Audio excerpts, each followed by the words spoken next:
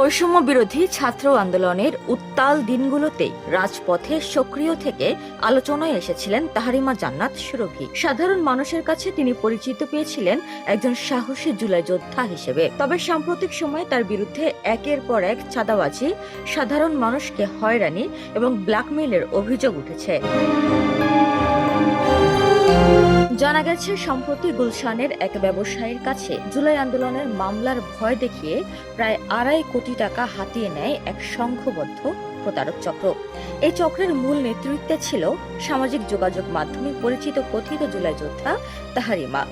পুলিশের তদন্তে উঠে এসেছে, এই চক্রটি ইতিমধ্যে প্রায় 50 কোটি টাকা ব্ল্যাকমেইলিং ও চাঁদাবাজির মাধ্যমে বিভিন্ন ভুক্তভোগীর কাছ থেকে হাতিয়ে নিয়েছে।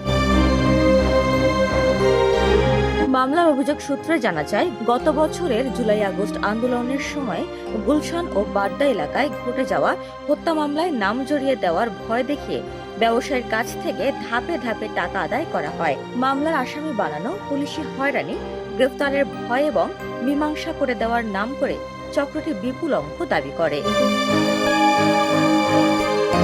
জুলাই যোদ্ধা পরিচয় ব্যবহার করে তিনি গত কয়েক মাস ধরে টঙ্গী ও আশেপাশের এলাকার দোকানদার, ফুটপাত এবং ক্ষুদ্র ব্যবসায়ীদের কাছ থেকে নিয়মিত মোটা অঙ্কের চাঁদা আদায় করতেন। চাঁদা দিতে অস্বীকার করলে তিনি প্রশাসনের ভয় দেখিয়ে এবং আন্দোলনের অবমাননার অভিযোগ তুলে সাধারণ মানুষকে হয়রানি করতেন।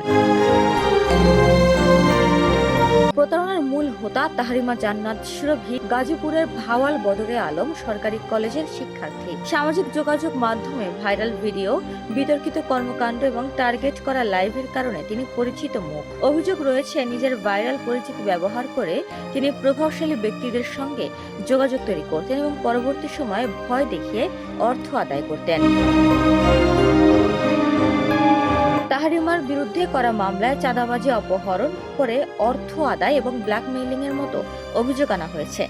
এছাড়া তিনি সেনাবাহিনী প্রধানকে নিয়ে সামাজিক যোগাযোগ মাধ্যমে নিয়মিত কুরুচিপূর্ণ মন্তব্য করতেন বলে দাবি পুলিশের।